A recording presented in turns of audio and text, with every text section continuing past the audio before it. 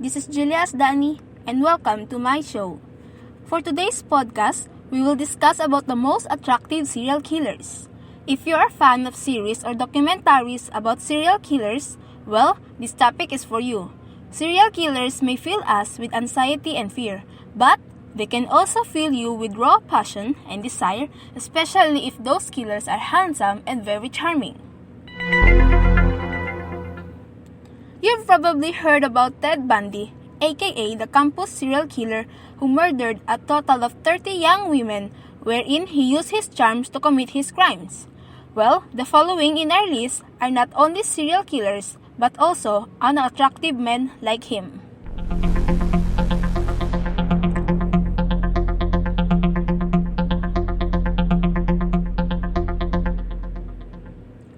So let's start with Rodney Alcala, aka the dating game killer.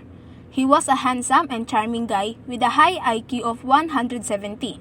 But behind his attractive face, he was a rapist and a killer of young girls and women.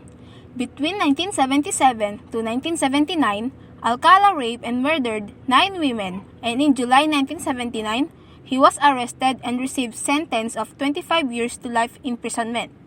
He used his looks to lure his victims in. Next in our list is Paul John Knowles, aka the Casanova Killer. With his high cheekbones, perfect jawline, and a tousled hair, you would definitely fall in love with him. But, unfortunately, you can never tell with his looks that he is a decent person. Paul John Knowles is a lady killer in which some of his victims were raped and strangulated to death. John Knowles had a total of 20 victims from July 26, 1974 to November 16 of the same year. Can you believe it? He was able to commit all of it in a nick of time. And last but not the least, Jeffrey Dahmer, aka the Milwaukee Cannibal. With his charm and charisma, he was able to lure his victims and kill them, wherein his victims are all men and most of them were either beaten to death or get drugged by Dahmer before he raped and killed them. Jeffrey Dahmer committed his crimes between the years 1978 to 1991, wherein he murdered a total of 17 men. After he murdered them, Dahmer collected their skulls and displayed it in his house and preserved their flesh for his consumption.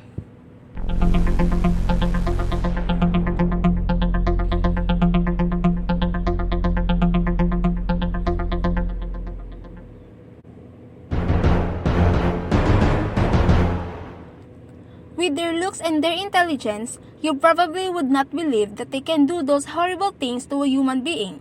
But you never know what is going on a person's mind unless they tell them or you become their next target.